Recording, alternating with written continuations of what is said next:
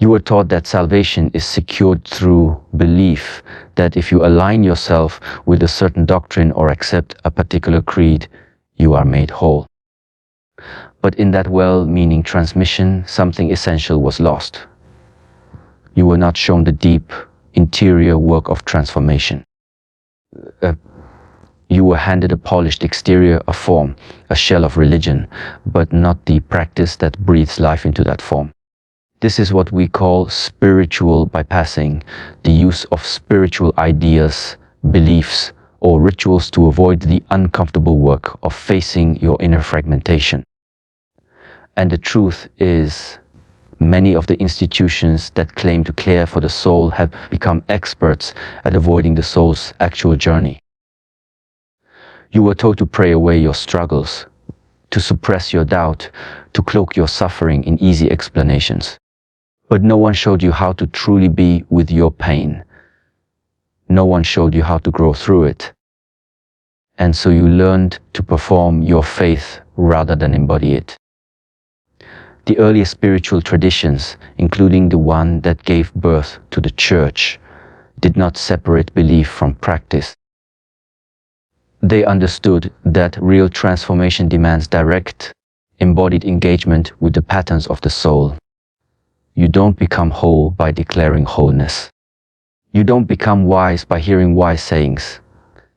You become transformed by passing through fire, by wrestling with your own chaos, by confronting the illusions you cling to, by allowing yourself to be undone in order to be remade.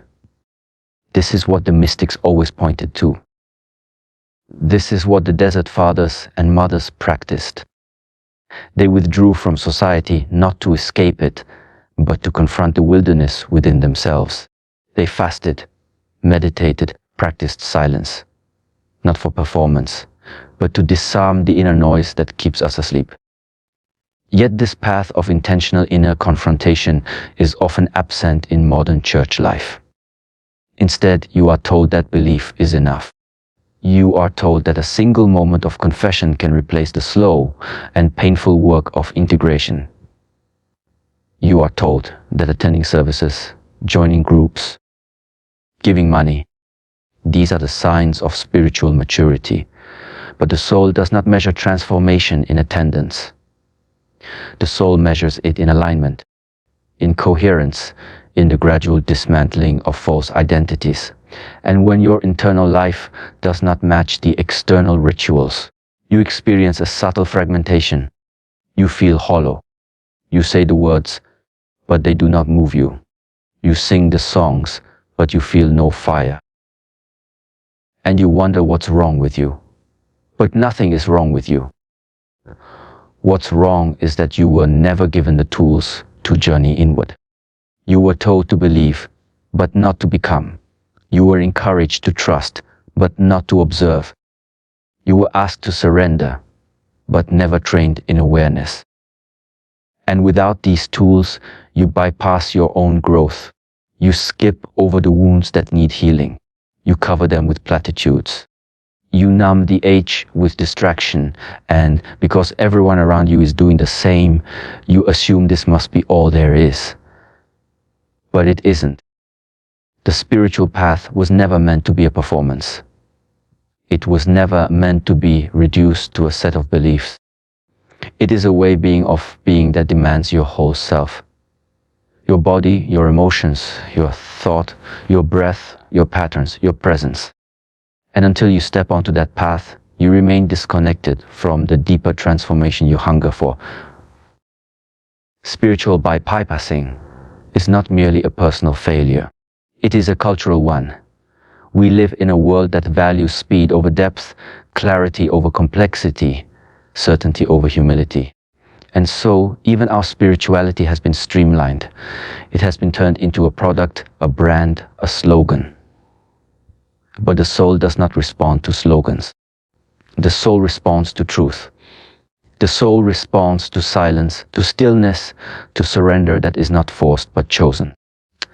And when you begin to undo the bypass, when you begin to confront your pain, examine your assumptions, sit in the discomfort of unknowing, you discover that this is not the end of your faith. It is the beginning of it. The beginning of something more raw, more honest, more whole. A faith that isn't about avoiding suffering, but about finding meaning in it. A faith that doesn't skip over your humanity, but draws you deeper into it. This is the truth they never told you in church. But it is the truth that can save your soul. When you entered the church, you were given answers. Complete, complete. Tidy and final.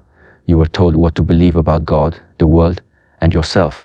You were handed doctrines and dogmas, creeds and catechisms, and were expected to absorb them without question. But in that very act, something vital was bypassed: the process of understanding.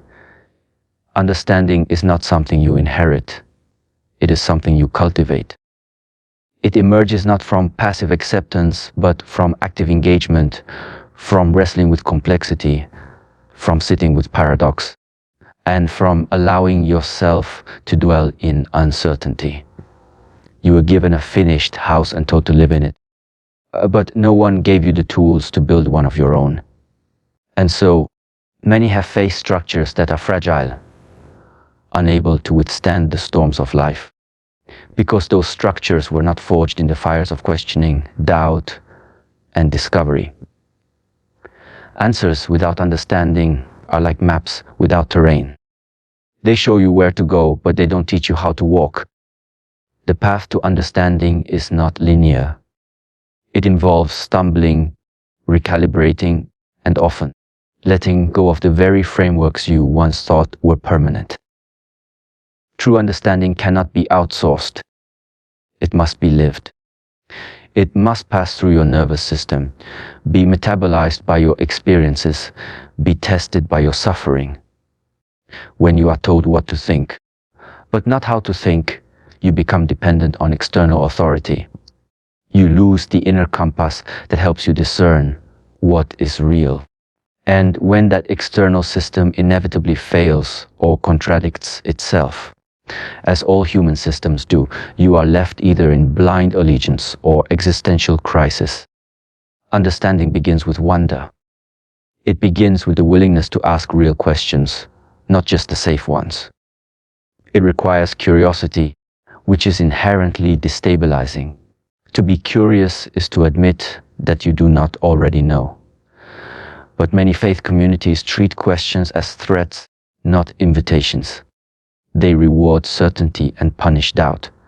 But the paradox is this: if your faith cannot survive your honest questions, then it is not a living faith. It is a brittle shell. A real spiritual path welcomes questions because it trusts that the truth can withstand scrutiny. It recognizes that questioning is not rebellion, it is reverence. It is the desire to know more deeply, to see more clearly, to love more truly. And yet, what you were given were conclusions, often drawn from interpretations that were themselves shaped by historical, political, and cultural biases. You were rarely taught to trace the origins of ideas, to examine how they came to be seen as authoritative. You were not taught how to read scripture in context, how to discern metaphor from literalism, how to distinguish wisdom from control. In place of that depth, you were given slogans. You were told what to believe about heaven, hell, salvation, sin, and never shown the long, complicated, often contested processes by which those concepts developed. So your beliefs may be strong, but they are often shallow. They lack roots. They do not grow from within you. They were planted on top of you. This is not a condemnation. It is a call to reclaim what was lost. Because understanding is the bridge between belief and wisdom. Without it, your faith becomes static, unresponsive to the evolving complexity of your life. You find yourself clinging to doctrines that no longer resonate, not because they are false, but because you never fully understood them in the first place. You repeat the answers, but they do not nourish you. You memorize the verses, but they no longer speak to you. You hear the sermons, but they echo in a hollow space inside you. This is the cost of bypassing understanding. But you can return to it. You can begin again. Not by throwing away everything you've been taught, but by examining it, questioning it, and integrating what rings true. This process takes time. It takes humility. It takes the courage to say, I don't know, and the strength to keep exploring. And as you do, something beautiful begins to happen. The beliefs that survive this process become deeper. They are no longer mere propositions. They become embodied truths. They are not just ideas you affirm. They are insights you live by. They guide your decisions, inform your relationships, and shape your way of being in the world. When the church gives you answers but withholds the path to understanding, it robs you of your spiritual autonomy. But when you reclaim that path, you step into a faith that is no longer borrowed, but owned. A faith that is not about echoing what you've heard, but about discovering what is real. This is the kind of faith that can evolve. This is the kind of faith that can survive. This is the kind of faith that is alive. Belief is often treated as the final goal, the summit of spiritual life.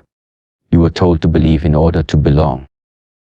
You were told that belief was the door to salvation, the proof of your spiritual worth, the currency of your acceptance. But what no one told you was that belief alone does not awaken you. You can believe without ever waking up. You can carry doctrines in your mind and never encounter their depth. You can recite verses and never embody their meaning. The truth they never told you in church is that belief is not awakening. It may point to it.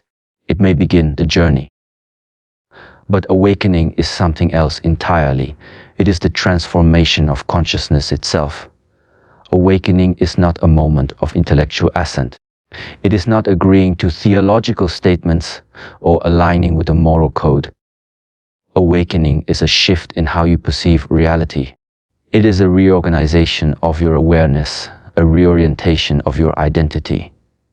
It is what happens when the structures that once defined you begin to dissolve, and you see yourself and the world through different eyes. This process is rarely clean or immediate. It is gradual, messy, and often painful. But it is also the most profound invitation you will ever receive. And yet, so few are prepared for it. Because the systems that should have guided them have settled for conformity instead of transformation. You were told to believe in God. But were you taught how to perceive the sacred in everyday life? You were told to believe in grace. But were you taught how to experience grace in the body, in suffering, in silence? You were told to believe in love. But were you guided in the practices that open the heart beyond ego and fear? Awakening requires more than intellectual assent. It requires attention. It requires presence. It requires practices that cultivate self-awareness, humility, and deep connection, not just to God, but to yourself, to others, and to living world around you. There is a profound difference between believing that light exists and actually opening your eyes to see it. Belief can become a kind of blindness when it replaces perception. When you are told what to see before you learn how to see, you lose the ability to trust your own awareness. You become dependent on external validation. You fear your own questions, your own doubts, your own intuitions. You shut down parts of yourself that do not fit the framework. And in doing so, you become divided. You believe with your mind, but your body, your emotions, your experience, these remain untouched. Awakening cannot happen in that state of division. It requires wholeness. It requires integration. The early spiritual path was never about mere belief. It was about inner transformation. The metaphors used, death and rebirth, blindness and sight, exile, and return point to a radical shift in being. These were not passive images. They were existential realities. The path was about dying to the false self and awakening to the true. It was about facing the illusions that keep us asleep, the need for control, the fear of vulnerability, the addiction to certainty. Awakening shatters those illusions, not to leave you in despair, but to bring you into alignment with what is real.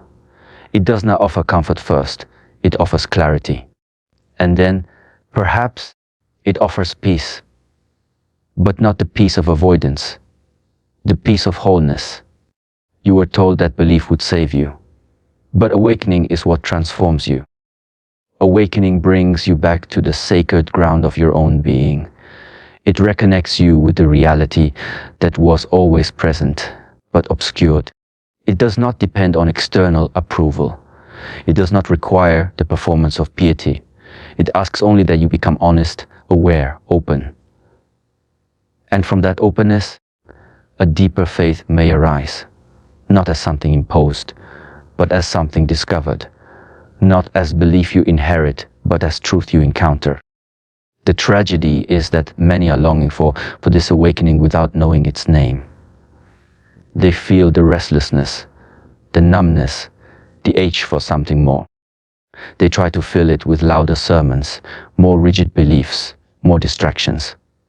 But the soul does not want more information. It wants transformation. It wants to wake up. And when you begin to see that your beliefs are not the end, but the beginning, when you begin to see through them into the mystery they point to, then you step onto sacred ground. Awakening is not reserved for mystics or monks. It is the birthright of every human being, but it must be chosen. It must be cultivated. And it begins with the courage to saying belief is not enough. I want to see. I want to know. I want to wake up. That is the truth that can shake you. And it is also the truth that can set you free.